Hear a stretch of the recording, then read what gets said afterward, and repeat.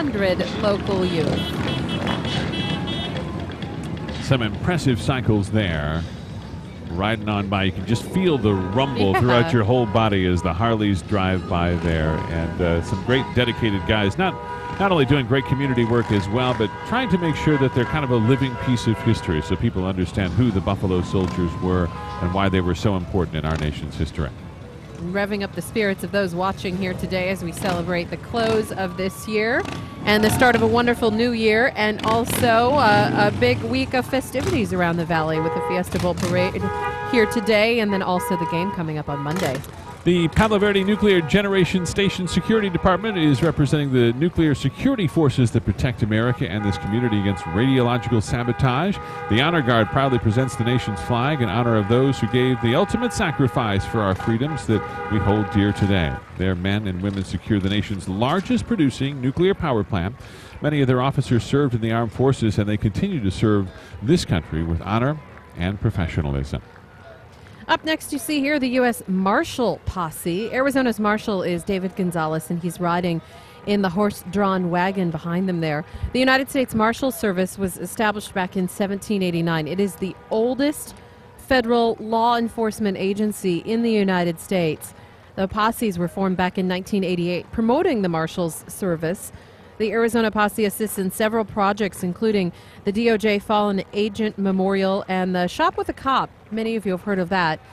They're with them today. Ron Kraus is by their side, and his canine partner as well, Gamma. And Gamma is able to detect 1,900 different explosives. So amazing the way that they can train these dogs to look out for so many different explosives out there.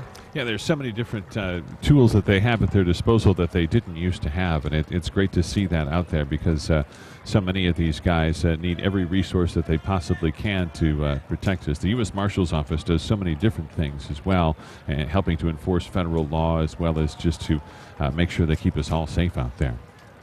Well, here come some of the talented folks from the Arizona High Bike Riders, and check out some of these contraptions. Really wild stuff here. The group members come from nearby cities of Gilbert, Mesa, Apache Junction, Chandler, and Queen Creek, and Amber Sullins is out there trying to stay out of the way, it looks like. Huh? Well, I tried to get on. It's not really working. They're a little high. This is Monica. Monica, tell us a little bit about how much fun you guys have with these bikes. Do you go out weekly, monthly? Well, we go out in a number of parades starting in the fall, and this is one of the better ones that we're in. But it's just a group that we get together. My brother-in-law, Tom, he's on the side-by-side with the Cardinals and the Diamondbacks bike. He's the one who came up with these. He's taken old bikes and put them together in really cool shapes, and so we have a great time riding them. Do you get to pick out what you want your decor to be? I see Spider-Man over there. I saw one guy with a couple of wiener dogs on his bike. Oh, yeah. No, we kind of change it up depending on the theme of the parade we're in. And we don't really pick a decor. It's just whatever happens to be handy and whatever the theme is. Well, it looks like a lot of fun. Good luck getting off that thing. Oh, thanks. Happy New Year. You too. Some amazing contraptions. Somebody is pretty handy with a welder there, I think. I'll say. Up next, the Fighter Country Partnership from the Luke Air Force Base. You know, Luke is home to the 56th Fighter Wing. It's the largest fighter wing in the world and the only active-duty Air Force F-16 training wing.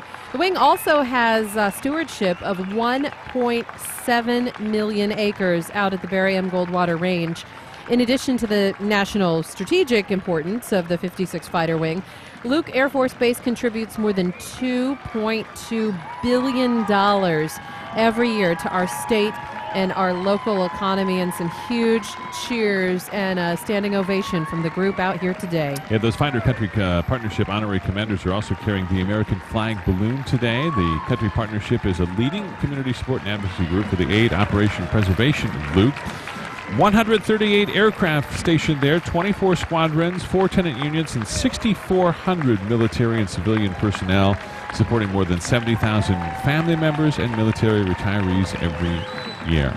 Yeah, and that gives you a nice sweeping shot there that you just saw of the crowd on their feet, as we mentioned, a standing ovation as they make their way by. They do a lot of training out at Luke as well, which is one of the main missions of it. They've done F-16 training out there for years, not just for our own fighter pilots, but also for the pilots of many of our allies throughout the world. They learn the ins and outs of the F-16, which is quite a machine. Oh, yeah. And we mentioned the Goldwater Range down in southwestern Arizona. It's a huge area where they really have the chance to get out there and train. Here come the Mahomet Seymour High School Marching Bulldogs. Proud representatives from Central Illinois, 160 members strong. Their parade selection for all of us today, The Cowboys by John William. The band director is Michael Stevens. His assistant is Justin Barnish. And the Marching Bulldogs are 7-time Governor's Grand Champions at the University of Illinois, and they participate in several field championships, and they've performed at so many different parades, including the Tournament of Roses Parade and the International Lions Club Parades. We welcome them here today as we listen in.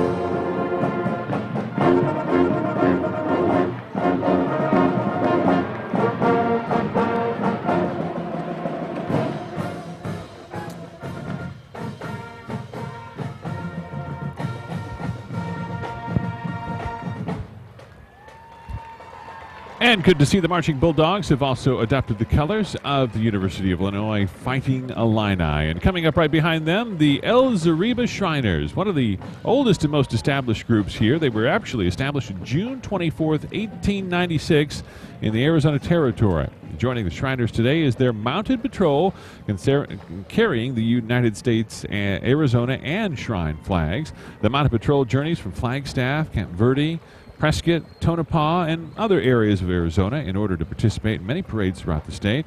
And they spend 3 or 4 days total for each parade. They ride for the kids as well. Yeah, the Phoenix Shrine Temple has more than 2,000 children who are undergoing treatment in Salt Lake City and the Los Angeles Shriners hospitals, you know, regardless of whether the patient can afford it or not. Shriners have 22 Shriner hospitals for children in the United States, in Canada, in Mexico. So if you know of a child in need of an orthopedic, spinal, or burn care, you should contact a Shriner to learn where you can apply for admission to the Shrine Clinic or the hospital as well. The Shriners are also known, I think, for every conceivable vehicle known to man. It seems like each different chapter of the Shriners has a different vehicle and a different theme to what they do. You always see them in parades, but a lot of people don't think about all of the community work that they do and how much effort they really put into it. So many of these community organizations out there try to help out folks in any way they can by getting together and doing it. The Shriners are one of the largest ones. Oh, yeah, and it's not a parade without this group as well, and I know Amber's stepping in to talk to some of them down there on the ground as well as they make their way by, so we'll check in with her in just a moment as she catches up with some of them. Amber? Yeah, I'm down here talking to Chris, and Chris, talk to us a little bit about how long you've been involved with the Shriners. I've been involved with the Shriners for the last 4 years. And what's your favorite part? My favorite part is working, having a good time, and raising money for the hospitals. And tell folks at home who aren't familiar with it the kind of work that the Shriners hospitals do for children across the country. We have 22 different hospitals that handle orthopedics, burns, cleft lip, and palate. And we raise money all year round to help fund those activities for those children. So parents that maybe can't afford it, if they just get in contact with their local Shriners, then that can help out significantly with the cost, right? That is correct. All right, Chris, thank you so much. Happy New Year to you. Thank you. Happy New Year to you, too. So as you see, a lot of the volunteers and the fundraisers here taking part in this event today as several of the Shriners' vehicles make their way by with some of those volunteers and also the Shriner Clowns as well.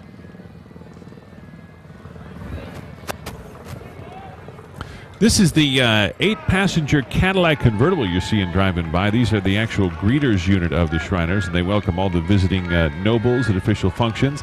It's called the Greeter Mobile. It's the only 8-passenger Cadillac convertible in existence, well, at least between Stillwater, Oklahoma, and Palo Alto, California. And then you've got the clowns coming up behind them, the award-winning, hard-working, fun-loving clowns of the El Zariba. And these members put their faces on for hospital clinics in Phoenix, circus, and many other events during the year. They're instrumental in showing the face of the temple for the kids. You know why cannibals don't ever eat clowns, by the way? I heard them tell this joke before. I won't spoil the punchline. Well, the answer is they taste funny. Exactly. All right, this is the band that's coming up here. They practice weekly in order to open a monthly stated meetings of the Shriners and several other events requested by the leadership group. So you get a chance to listen into them here today.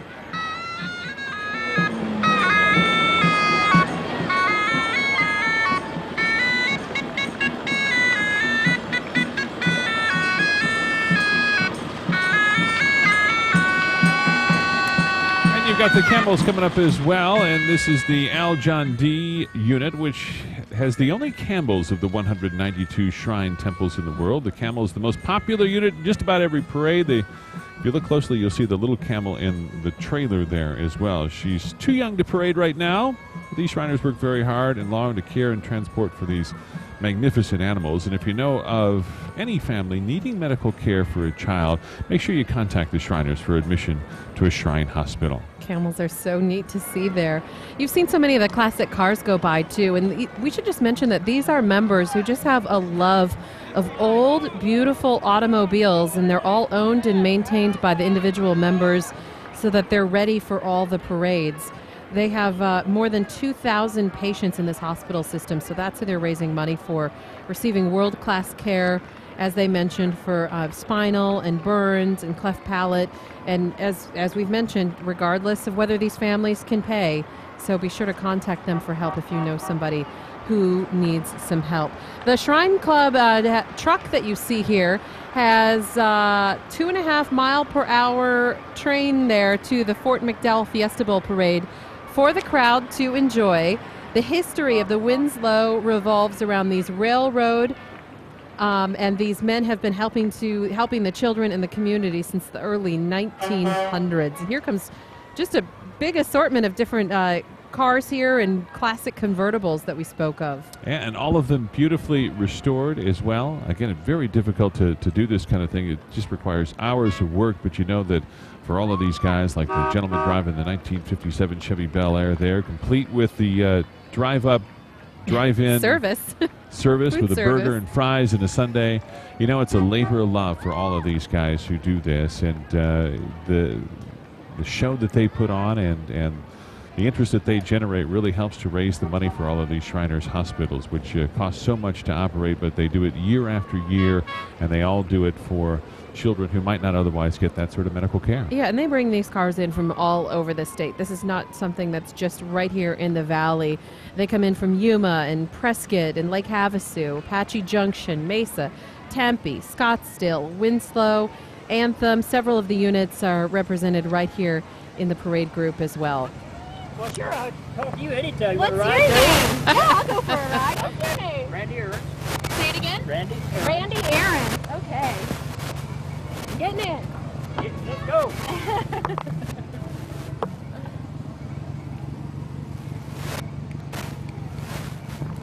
All right, looks like we're on there, sir. We are. Thank you for letting me on your train. Well, you're welcome anytime. What else do you guys use this train for? Just parades. Just parades? Just parades. Do you always get to ride on the train, or do you have to take turns? Sometimes we take turns. Right, that's fair. We got one local engineer up there, and the rest of it just passengers. All right, and how long have you been involved with the Shriners? Since 32 years. Wow, that's fantastic. What do you find the most rewarding part about it is? The Children's Hospital and the benefit we do there for the kids. And have you met some of those children? Yes, I was a sponsor on one of them up in Winslow myself about